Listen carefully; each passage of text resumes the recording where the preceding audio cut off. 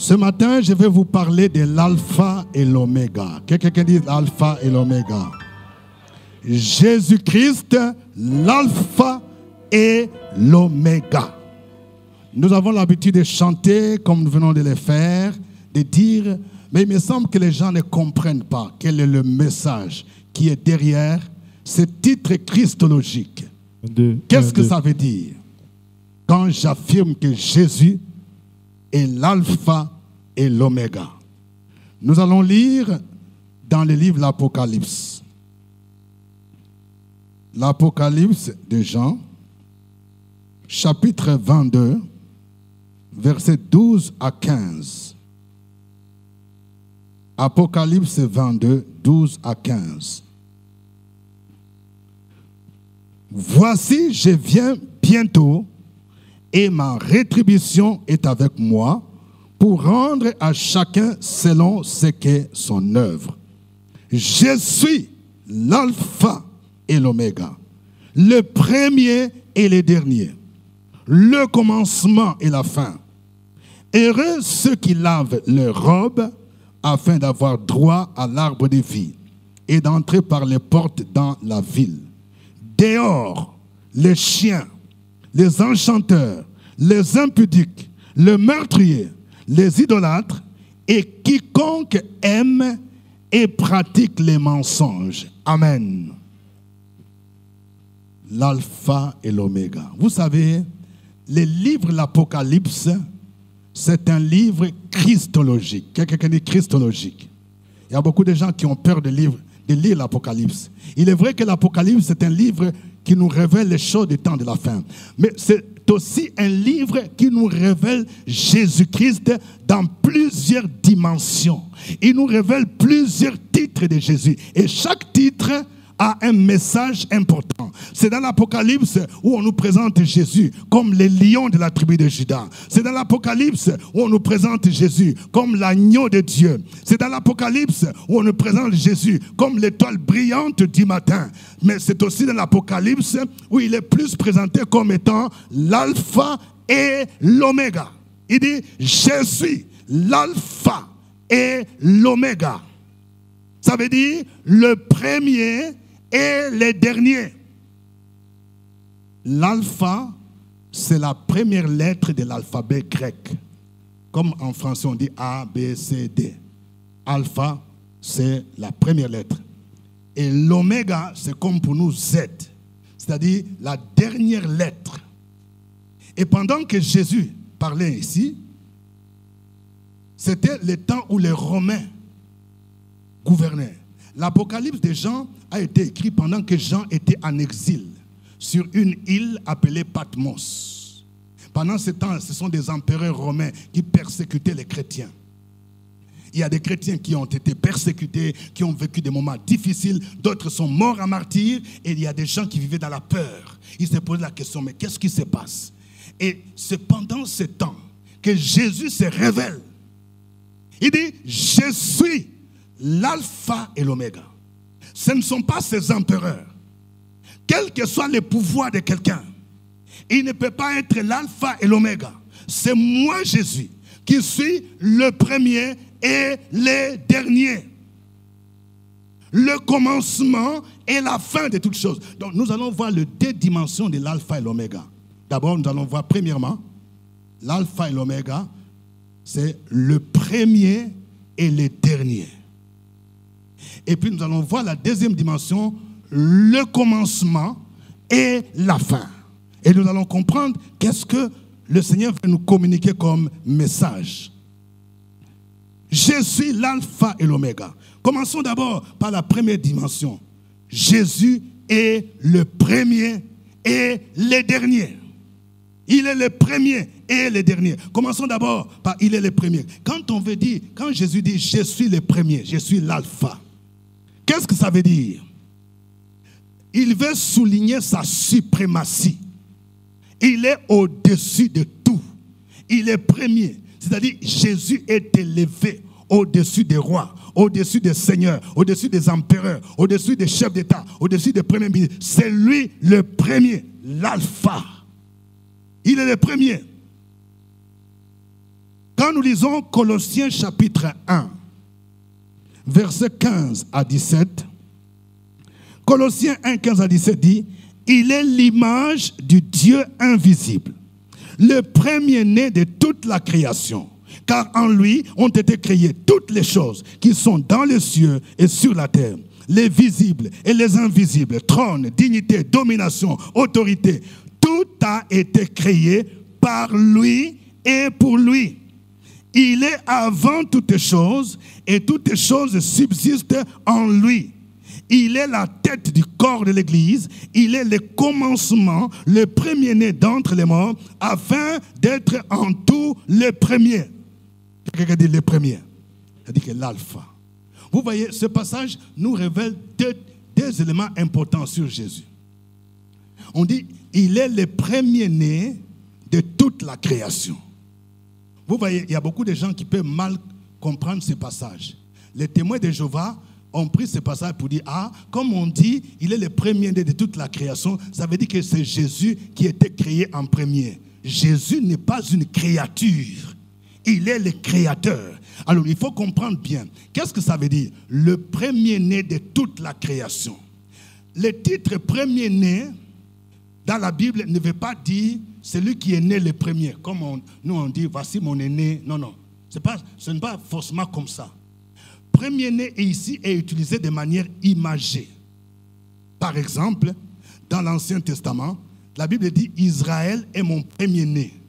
Quand Dieu dit, Israël est mon premier-né, il veut montrer sa relation particulière qu'il a avec Israël par rapport à d'autres nations.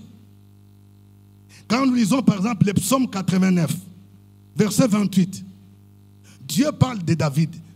Dieu dit, je ferai de David mon premier-né. Qu'est-ce que ça veut dire? Si vous regardez de manière chronologique, David n'était pas l'aîné de son papa qui s'appelait Jessé. Il était même le cadet, le dernier. Mais quand Dieu dit, je ferai de David le premier-né, il veut dire, je vais le distinguer.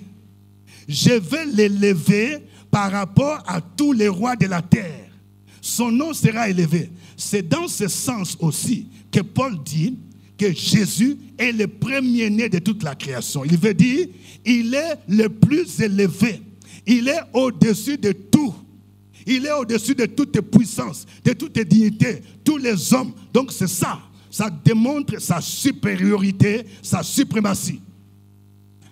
Deuxièmement, on dit, il est le premier-né des morts. Le premier-né des morts. C'est aussi dans le même sens. Le premier-né des morts, ça veut dire que c'est le premier qui est mort et qui soit ressuscité d'entre les morts. Jésus est le prémisse. Tous ceux qui sont morts là, avant Jésus ou après même, ils sont morts, mais ils sont restés dans les tombeaux. Même les gens que Jésus a ressuscités, comme Lazare, il est mort, mais ils sont ressuscités, mais ils sont encore morts. Il n'y a que Jésus qui soit unique. Quand il est mort sur la croix de Golgotha, quand il était enseveli, le troisième jour, il est sorti du tombeau et il vit à jamais. Il vit pour les siècles et des siècles. Donc ça montre que sa résurrection est unique. Il est le premier des morts. Il est celui qui nous a précédés. Comme lui, il est le premier à ressusciter, nous aussi, nous ressusciterons avec lui. Ça démontre que Jésus est inégalable. Quelqu'un dit inégalable. Incomparable. On ne peut pas comparer Jésus à un humain. J'entends les gens qui sont dans les sciences mystiques dire que Jésus est un grand maître. Mais ils se trompent. Jésus n'est pas un grand maître comme tous les autres. Il y a des gens qui me parlent d'initiation. Oui, pour passer d'un grade à un autre, il faut être initié. Il faut atteindre un niveau supérieur d'initiation. Écoutez-moi bien. Personne, aucun grand maître, aucun prophète ne peut atteindre le niveau de Jésus-Christ. Pour atteindre le niveau de Jésus, il faut passer par la mort et la résurrection. Si on peut parler d'initiation, il faut que quelqu'un entre dans la mort et qu'il ressuscite. Aucun grand maître, aucune puissance ne peut atteindre le niveau de Jésus. La Bible dit que Dieu l'a souverainement élevé et lui a donné le nom qui est au-dessus de tout nom, afin qu'au nom de Jésus, tout genou fasse quoi? Fléchisse dans les cieux, sur la terre et sous la terre, et que toute langue confesse que Jésus-Christ est Seigneur, à la gloire de Dieu le Père. Donc, vous qui dites que Jésus est un grand maître, vous vous trompez. Il est au-dessus de tout. Ce qu'on appelle grand maître, souvent on assiste à des cérémonies, on dit, il y a tel qui est grand maître de telle loge, on va l'introniser. Il y aura des gens qui viendront dans le monde entier, ils vont l'introniser. Ce sont les humains. Jésus n'a pas été intronisé par un homme. Jésus a été intronisé par le Père lui-même, par Dieu lui-même, qui l'a souverainement élevé. Quand on dit, il est l'alpha et l'oméga, il est le premier en toutes choses. On ne peut pas le comparer à un prophète. On ne peut pas le comparer à un grand maître. Il est unique. C'est pourquoi il dit, je suis l'alpha. Je suis le premier. Je suis au-dessus de toutes choses. Quand nous lisons Éphésiens, chapitre 1, versets 20 à 22. Éphésiens 1, 20 à 22. Il a dit, il a déployé en Christ, en les ressuscitant des morts, et en les faisant asseoir à sa droite dans le lieu céleste, au-dessus de toute domination, de toute autorité, de toute puissance, de toute dignité, de tout nom qui se peut nommer, non seulement dans les siècles présents, mais encore dans les siècles à venir. Il a tout mis sous ses pieds et il a donné pour chef suprême à l'Église. Amen. Je suis l'alpha. Ça veut dire je suis le premier. Je suis au-dessus de tout. Voyons maintenant l'oméga. Il dit, je suis le premier et le dernier. En quoi Jésus est le dernier? Ça veut dire qu'il a le dernier mot sur tout ce qui se passe dans le monde. Quelqu'un a dit, le diable ne peut mettre que la virgule. Lorsque dans une phrase, là, on met virgule, ça veut dire la phrase continue. Celui qui peut mettre le point final, c'est celui qui est l'oméga. Tant qu'il n'a pas encore dit le dernier mot, tu ne peux pas désespérer. Les gens de ta famille peuvent dire, toi là, la maladie dont tu souffres là, tu ne peux pas guérir. Mais l'alpha, l'oméga, c'est lui qui peut mettre point final. S'il n'a pas encore dit, tu ne peux pas désespérer. Dis à ton voisin, tu ne vas pas désespérer. Les gens t'ont dit que toi, tu ne peux pas mettre au monde. Tu ne peux pas enfanter. Tu ne peux pas voyager. On ne peut pas te donner visa. Mais lui, il est celui qui a les derniers mots. C'est lui qui a les derniers mots. Tant qu'il n'a pas encore dit les derniers mots, tu ne peux pas désespérer. Or, je me rappelle encore de l'histoire de Job. Quelqu'un qui dit Job. L'histoire de Job, c'est une histoire qui doit beaucoup nous parler. La Bible nous dit que Job était un homme juste en son temps. Il craignait Dieu, hein. Il n'a même pas commis de péché. Mais Dieu l'a éprouvé. L'épreuve de Job, là, je ne sais pas s'il y a quelqu'un qui a vécu ça. Personne.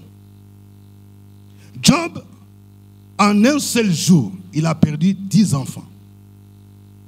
7 garçons et 3 filles. En un seul jour, ils sont morts. Il n'a pas perdu un enfant ou deux. 10 enfants. Il y a un incident, on lui racontait, tes enfants sont morts. C'était un homme riche. Il a perdu tous ses biens en un seul jour. Qu'est-ce qu'il avait? Je vais vous donner une idée. Job avait 7000 brebis. Quelqu'un qui dit 7000 brebis. Vous connaissez le prix d'une brebis aujourd'hui, surtout pendant le temps de Tabaski là. 7000, c'est la fortune. Il avait 3000 chameaux. Quelqu'un qui dit 3000 chameaux. Il avait 500 paires de bœufs. Ça veut dire combien fois 2? C'est combien? 1000 bœufs. Quelqu'un peut me donner l'idée d'un bœuf? Je connais, il y a un pasteur qui me disait, il est venu de Bondoukou, là, ce bœuf-là. Il dit, pendant la période de Tabaski, là, il vend facilement un bœuf à Bondoukou, là, à 400 000 francs. 500. Il dit, si ça vient à Abidjan, là, ça peut avoisiner dans les 800 000. Alors, quand quelqu'un, tu as 1000 bœufs, c'est pas amusement. Dis à ton voisin, c'est pas amusement. Et puis il avait 500 ânesses. Donc Job était un homme riche. Et tout ça, en un jour, il a tout perdu. Ses biens, ses enfants. C'est lui qui a dit, le Seigneur a donné et le Seigneur a repris. Que le nom de l'Éternel soit béni. Et tout ça, c'était un complot. Satan est venu voir Dieu. Si vous lisez l'histoire dans Job 1, la Bible nous dit que Satan est venu voir Dieu. Il est venu voir Dieu pour dire, cet homme-là, d'ailleurs, c'est Dieu qui a commencé. Il dit, Satan, tu viens faire quoi ici? Il dit, je viens parler de Job. Il dit, je sais que tu viens parler de Job. Il dit, est-ce que tu as vu quelqu'un qui m'aime comme Job? Satan dit, non, il t'aime là. C'est pas tu l'as béni? C'est pas tu lui as donné Yango? C'est pas tu lui as donné terrain à Benjeville? C'est pas son commerce marche? Il y a des choses semblables qui se passent. Il dit, essaye un peu de me permettre de toucher là. Hein, l'argent. On va voir s'il va aller même au culte encore. Essaye un peu de faire en sorte que son salon de coiffure là, ça tombe, que les clients partent. On va voir s'il va continuer à prier même. Et c'est ce qui s'est passé. Quand Job a tout perdu, Satan croyait que Job allait maudire Dieu. Job n'a pas maudit Dieu. Il a dit, le Seigneur a donné et le Seigneur a repris. Alors, comme ça n'a pas réussi, maintenant, il était frappé d'une maladie. On dit, ulcère malin, depuis la tête jusqu'à la plante du pied. En médecine, quand on dit que c'est bénin là, ou bénin là, ça veut dire que c'est facile à guérir. Quand on dit quand on dit que c'est malin ou maligne, c'est que c'est compliqué. Hein?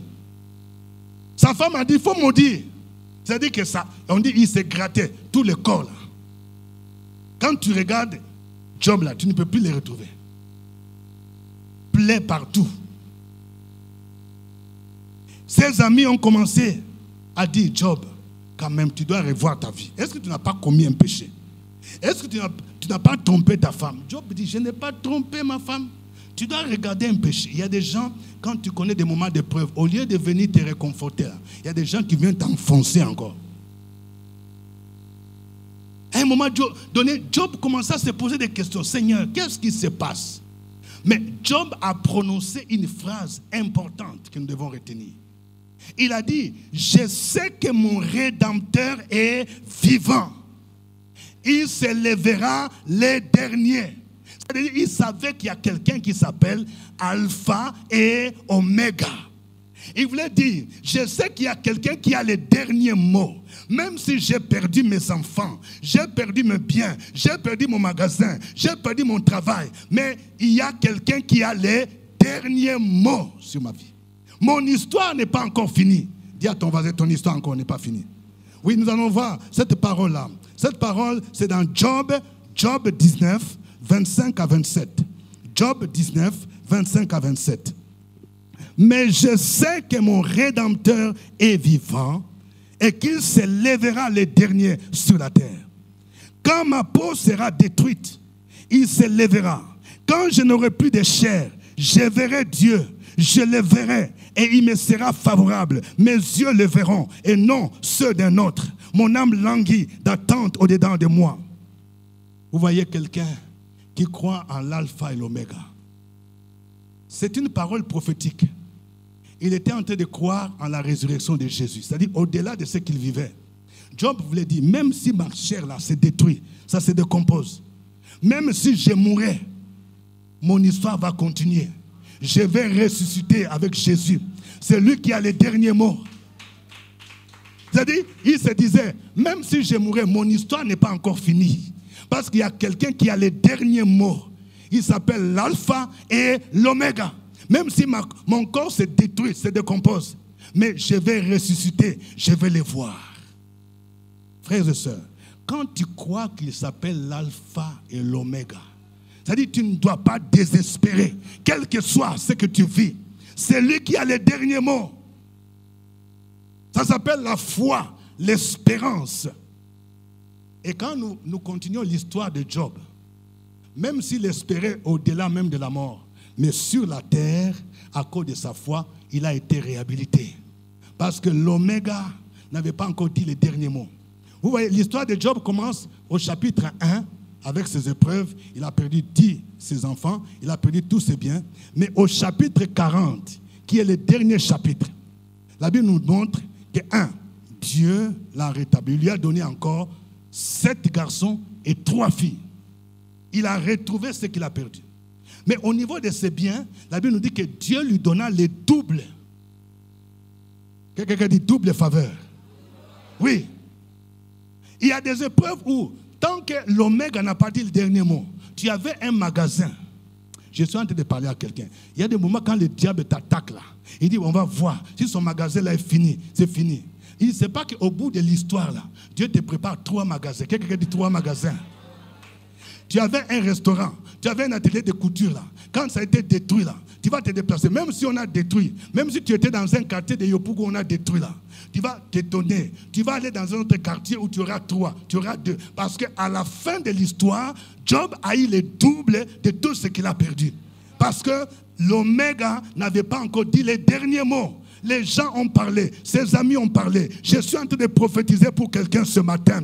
Il y a les doubles qui t'attendent. Les doubles de tout ce que tu as perdu. Même si les gens te disent Dieu est fini, elle est finie. Mais tant que l'Oméga n'a pas dit les derniers mots, tu ne dois pas désespérer. Il est capable de te restaurer comme il a restauré Job. Je suis l'alpha et l'Oméga. Job dit, je sais que mon Rédempteur est vivant. Il se lèvera les derniers. C'est-à-dire que c'est lui qui a les derniers mots. Les hommes peuvent parler, mais tant que lui n'a pas dit les derniers mots, tu ne dois pas désespérer. Dis à ton voisin, ne désespère pas. Tant que l'Oméga n'a pas dit les derniers mots. Nous allons voir maintenant le deuxième aspect de ce titre, l'alpha et l'Oméga. Jésus est le commencement et la fin. Quelqu'un dit le commencement et la fin. Ah, il est le commencement de quoi? Il est le commencement de l'histoire et il est la fin de l'histoire. Il est le commencement et la fin de l'histoire. Vous savez, même si dans l'histoire, les événements sont datés de la période avant ou après Jésus. Parce que souvent on dit avant Jésus. Mais en réalité, Jésus a toujours existé avant. L'histoire n'a pas commencé à l'an 0 ou à l'an 1. Il était au commencement de l'histoire. Et l'histoire de l'humanité, l'histoire du monde là, celui qui va boucler l'histoire, c'est Jésus. Et on va voir comment. Comment Jésus était et le commencement de l'histoire. Il était avant la création. Genèse 1, verset 1 dit, au commencement, Dieu créa les cieux et la terre. Au commencement, Dieu créa. C'est-à-dire, avant que la terre ne soit, avant que la mer ne soit créée, tout ce que nous voyons, Jésus était déjà là. Il n'a pas été créé, mais il est le créateur. Jean chapitre 1, verset 1 dit, au commencement était la parole était avec Dieu et la parole était Dieu. Quand on dit au commencement, c'est-à-dire avant toutes choses, Jésus était là. C'est pourquoi on parle de la préexistence de Jésus. Il était au commencement. Il était au commencement de tous les personnages. Avant Adam, Jésus existait. Quand la Bible dit dans Genèse 1:1, au commencement Dieu créa. Le mot hébreu ici c'est Elohim. Elohim c'est une forme plurielle qui montre que Dieu là, il y a un collège dedans. C'est-à-dire Dieu le Père, Dieu le Fils, Dieu le Saint-Esprit. C'est-à-dire lors de la création, Jésus était là. Jésus était là. Il a créé Adam. Jésus était avant Adam. Il était au commencement. Quand la Bible dit « faisons l'homme à notre image », vous voyez, c'est au pluriel. « Faisons l'homme ». Ça veut dire ce Dieu le Père, Dieu le Fils, Jésus, Dieu le Saint-Esprit. Jésus était au commencement. Jésus n'a pas été créé. En théologie, on utilise un terme, on dit « il a été engendré » et non créé. Ceux qui enseignent que Jésus a été créé sont dans l'erreur. Il était au commencement, l'alpha avant la création. Il était avant Abraham. C'est pourquoi un jour les Juifs étaient scandalisés quand Jésus a dit « Avant Abraham, moi je suis ». Les Juifs ont dit « Attends, ça tu fais l'amusement. Toi tu n'as même pas encore 50 ans. Toi tu connais Abraham a existé il y a combien d'années là? Des milliers d'années. Et toi tu dis « Mais ils ne comprenaient pas que Jésus est Dieu. L'alpha existait avant toutes les choses, avant la création. Il est ton créateur. Il était avant Abraham. Jésus était avant Moïse. Lorsque Dieu est apparu à Moïse, au milieu du buisson, il a dit, je suis celui qui suis. Et Jésus a dit un jour à ses disciples, je suis celui qui suis. Ça veut dire, celui qui est apparu à Moïse là, c'est moi. J'étais là. Avant Moïse, moi j'étais là. Moïse c'était un petit pour moi. Je suis l'alpha. Il était au commencement de l'histoire. Il était avant Adam. Il était avant Abraham. Il était avant Moïse. Il est le Dieu préexistant. Quand il a fait sa prière, dans Jean 17, versets 4 à 5, Jean 17, 4 à 5, il a dit, Père, j'étais glorifié sur la terre, j'ai achevé l'œuvre que tu m'as donnée à faire. Et maintenant, Père, glorifie-moi auprès de toi, de la gloire que j'avais auprès de toi avant la fondation, avant que le monde fût. Donc Jésus montre qu'il existait avant la fondation du monde. Parce que c'est lui qui est l'alpha, le commencement de l'histoire. Un jour, Jean-Baptiste a dit, voici l'agneau de Dieu qui ôte les péchés du monde. C'est celui dont j'ai dit, après moi vient un homme qui m'a précédé, car il était avant moi. Même Jean-Baptiste a reconnu. Il dit, le monsieur que je vous montre là, il vient après moi. Mais en réalité, il était avant moi. C'est-à-dire qu'il existait avant même la création. Quand Jésus est né de Marie là, il n'a fait que s'incarner, c'est-à-dire devenir homme. Mais il existait déjà avant Marie. C'est pourquoi quand Marie lui a demandé de changer l'eau en vin, il a dit, femme, qu'y a-t-il entre moi et toi? Il voulait montrer à Marie que non, moi je suis ton Dieu, même si je suis né par toi. Mais j'existais avant. Je suis l'alpha, le commencement de l'histoire. Amen. Il est l'oméga. L'oméga, c'est la fin de l'histoire. C'est Jésus la fin de l'histoire. Dis à ton voisin, il est la fin de l'histoire. De la même manière qu'il était au commencement de la création, c'est Jésus qui va clôturer l'histoire du monde par son retour. Il revient bientôt. Vous voyez, le texte que nous avons lu au début, c'est dans Apocalypse 22. C'est le dernier chapitre. Il dit, je suis l'alpha et l'oméga. C'est-à-dire, c'est moi qui vais clôturer l'histoire. Et ici, il y a deux éléments importants. D'abord, Jésus, il dit, je viens bientôt. Quand la Bible dit qu'il est l'alpha et l'oméga, ça veut dire c'est lui qui va clôturer l'histoire. Et l'histoire sera clôturée avec le retour de Jésus. Dis à ton voisin, Jésus revient bientôt. Voilà. C'est quand il revient bientôt qu'il va boucler avec l'histoire. Il dit, je reviens bientôt. C'est lui qui va boucler l'histoire. Et les événements du monde que nous vivons là sont des signes annonciateurs que Jésus revient. Nous ne devons pas être étonnés. Lui-même a dit, quand vous lisez Matthieu chapitre 24, Jésus a dit, vous entendrez parler de guerre et de bruits de guerre. Ce qui se passe entre la Russie et l'Ukraine, la Russie et les pays de l'OTAN, ne doit pas nous surprendre. Ce qui se passe entre Israël, Hamas et même la Syrie, vous voyez, ça commence à embraser toute la région. Ça ne doit pas nous surprendre. Ce qui se passe au Sahel ne doit pas nous surprendre.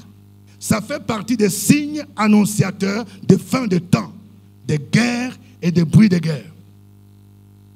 Jésus a dit, vous verrez qu'il y aura des tremblements de terre. Faites des recherches, vous allez voir des tremblements de terre, des cyclones là. Les scientifiques ont déjà... je ne sais pas pourquoi ils donnent les noms des femmes. Katerina, Georgette, Janine, tout ça. Ça fait des ravages. Ça fait partie des signes des temps de la fin. La Bible nous dit qu'il y aura des famines. Il y aura des faux Christ et des faux prophètes. Ne soyez pas étonnés. Il n'y a pas longtemps, il y a un faux Christ qui s'est manifesté, n'est-ce pas? Les faux prophètes. Il y a des gens qui sont étonnés aujourd'hui. Quelqu'un qui va te dire, je connais la maison de ton père, je connais ton grand-père, je connais ceci, cela, ainsi de suite. Les faux prophètes. Il y a des gens qui pensent qu'être prophète, c'est dire des révélations sur ta vie. Mais sa propre vie, là, il ne voit pas. Comment tu peux me dire que tu es prophète? Tu ne fais que révéler les choses dans la vie des autres. Mais tu vis dans la débauche, tu vis dans l'homosexualité, tu vis dans le mensonge, dans l'escroquerie. Ça, Dieu ne te montre pas. Il te révèle seulement ce qui se passe dans la vie des autres. Quelqu'un qui dit ce n'est pas normal. Ça fait partie des signes de la fin. La Bible dit, vous verrez, il y aura beaucoup de faux prophètes. Jésus même lui-même a dit, plusieurs me diront en ce jour-là, Seigneur, Seigneur, n'avons-nous pas prophétisé en ton nom?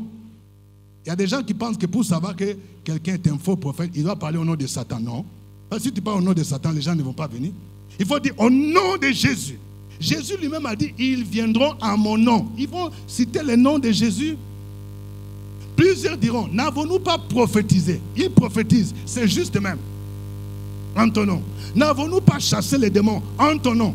N'avons-nous pas opéré des miracles en ton nom? Mais Jésus dit, je leur dirai ouvertement, retirez-vous de moi, vous tous qui commettez l'iniquité. C'est-à-dire, les faux prophètes là, on va les reconnaître, c'est par leur vie, leur témoignage. Ce n'est pas parce qu'il a prophétisé, c'est tombé juste, il a dit dans telle année, tel sera président, tel sera maire. Ça ne veut rien dire. Jésus a dit, vous les reconnaîtrez par leurs fruits. Ça fait partie des signes annonciateurs. La Bible nous dit qu'on vous persécutera. Il y a des gens qui seront persécutés. Mais il dit, cette bonne nouvelle sera annoncée partout dans le monde. Après viendra la fin. Donc, Jésus revient bientôt. C'est lui qui va boucler l'histoire. La Bible nous dit que quand la trompette va sonner, les morts en Christ vont ressusciter. Et tous ceux qui sont en Christ, nous serons enlevés dans les airs. Nous irons à la rencontre de Jésus-Christ. Quand Jésus reviendra, il y aura deux groupes de personnes. Quelqu'un qui dit deux groupes de personnes. Vous voyez, deux groupes de personnes. Quand nous revenons au texte que nous avons lu au début, il dit ceci. Heureux ceux qui lavent leurs robes afin d'avoir droit à l'arbre de vie et d'entrer par les portes dans la ville. Dehors les chiens, les enchanteurs, les impudiques, les meurtriers, les idolâtres et quiconque aime et pratique les mensonges.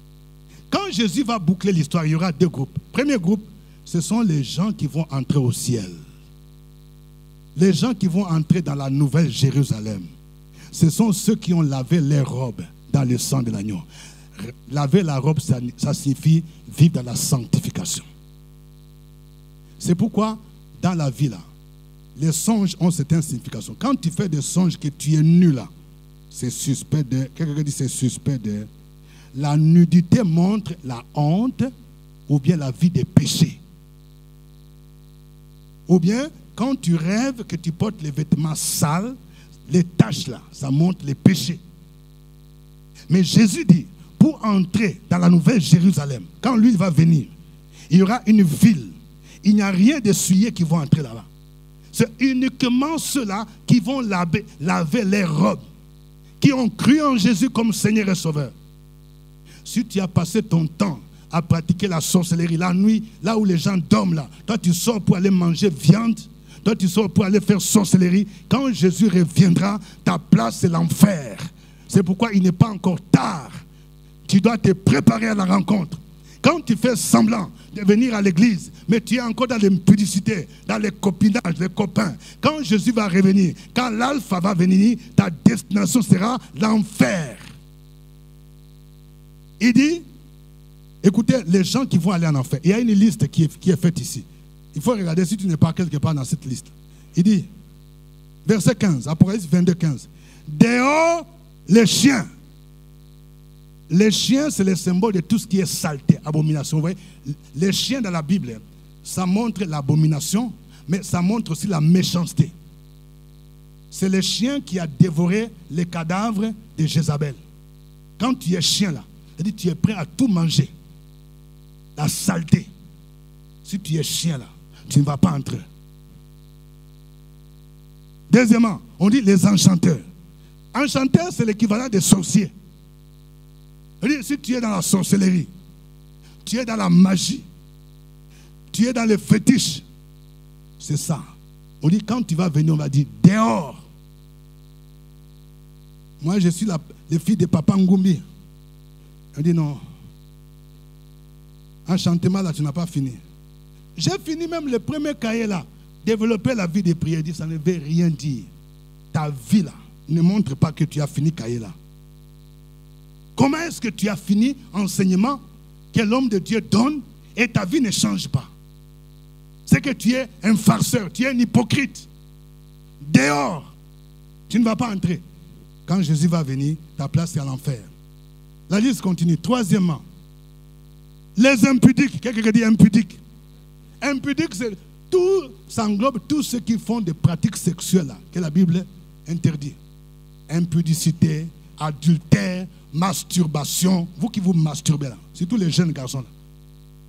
Ça te dit dehors. Hein? Les PD. Tu as dit dehors. Les gens qui pratiquent l'inceste, sortir avec ta propre soeur, ton propre frère, ta cousine, ton cousin. Inceste, c'est une abomination. On va te dire dehors. Donc toutes ces pratiques-là. Cinquième, dans la liste, les meurtriers. Quelqu'un dit les meurtriers. Les meurtriers, ce sont les gens qui tuent de plusieurs manières. Ils font avortement. Et il y a des jeunes filles là. Donc tu n'as même pas encore 20 ans, tu as déjà fait avortement. J'ai mal au ventre. Mal au ventre, c'est quitté où? Tu as fait des avortements. Il y a des gens qui tuent par le poison. Nous sommes dans un monde où les gens sont devenus mauvais. Ils sont prêts à empoisonner quelqu'un pour prendre son poste. Tous ces gens-là sont dit dehors. Les gens qui tuent dans la sorcellerie. Dehors, les meurtriers. Mais la Bible nous montre aussi l'autre forme de meurtre, c'est la haine. Jésus a dit, celui qui hait son frère, c'est un meurtrier. Tu gardes la rancune contre quelqu'un. Ce qu'il t'a fait là, depuis au temps de Covid là, tu ne veux pas pardonner. Tu es aussi meurtrier. Quand Jésus va venir, il va dire dehors. Il va dire comment? Dehors. Quelqu'un qui dit dehors. Quand l'alpha et l'oméga va venir. Et puis, il y a quoi? Sixièmement, les idolâtres. Quelqu'un qui est idolâtre. Les idolâtres, ce sont les gens qui sont encore dans les adorations des eaux, des bois. Les gens qui font encore des libations. Les gens qui font encore des sacrifices au village. Les gens qui se prosternent devant des images. Tout ça, ce sont des pratiques d'idolâtrie. Le Seigneur interdit ça. Quand Jésus, l'alpha et l'oméga va venir, on va dire dehors. On ne peut pas mélanger Jésus avec autre chose. Il dit dehors. Et septièmement, pour boucler, sur la liste, on dit quiconque aime et pratique les mensonges. Quelqu'un qui dit quiconque aime et pratique les mensonges. Je ne sais pas pourquoi on a insisté ici. Il y a des gens qui aiment là. Il y a des gens qui sont professionnels en mensonges. Professionnels en mensonges. Même ici, là, vous êtes là. Pourquoi je ne t'ai pas vu à la prière? Non, vraiment, on avait funérailles. Tu n'avais pas funérailles, tu étais dans la chambre. Là. Tu regardais Novelas. Tu vas mentir à ton pasteur. Quelqu'un qui dit, oh honte. La Bible dit, quiconque aime et pratique les mensonges. Il y a aussi une autre forme de mensonge là, que les gens pratiquent. C'est le fait de ne pas donner correctement la dîme. Les gens qui font calcul. Tu as fait une affaire, ça te fait 1 million. Dîme c'est 100 000, mais toi tu as donné 30 000. Le Seigneur dit, toi, tu es comme Ananias et Saphira. On connaît ce qu'Ananias et Saphira ont fait, non? Ils ont vendu le prix des champs. Ils sont venus faire une fausse déclaration. L'homme de Dieu demande, est-ce que c'est ça le prix? Il dit, wallahi. Pierre dit, Ananias, comment Satan a rempli ton cœur au point où tu mentes au Saint-Esprit? Donc, quand vous êtes rempli de Satan, des démons là, vous êtes prêt à mentir. C'est-à-dire que tu es rempli jusqu'à, comme on dit, le diable t'a rempli où tu mens. Tu mens au pasteur, tu mens à ta femme, tu mens à ton mari, tu mens à tout le monde. Quand l'alpha et l'oméga va venir, on dit dehors quiconque aime et pratique les mensonges. C'est pourquoi le Seigneur dit prépare-toi à la rencontre de ton Dieu. Jésus dit je suis l'alpha et l'oméga. Je suis le premier et le dernier. Je suis le commencement et la fin. As-tu un problème dans ta vie pour lequel les gens t'ont dit que c'est fini? Tu ne peux plus espérer. Mais Jésus dit, moi je suis le premier et le dernier. Je n'ai pas encore dit le dernier mot. Quelle que soit ton épreuve, tu peux vivre ce que Job a vécu. Mais moi j'ai le dernier mot. Je peux te rétablir, je peux te restaurer parce que c'est moi le premier et le dernier. C'est moi le commencement et la fin de l'histoire. Je reviens bientôt, mais il faut que chacun se prépare et se pose cette question. Où irai-je quand Jésus va revenir? Est-ce que c'est au ciel ou bien en enfer? Est-ce que je fais partie de ceux qui ont lavé les robes par le sang de l'agneau ou bien je fais partie de ceux-là à qui il va dire dehors? Que Dieu vous bénisse. Que Dieu bénisse sa parole. On va se lever.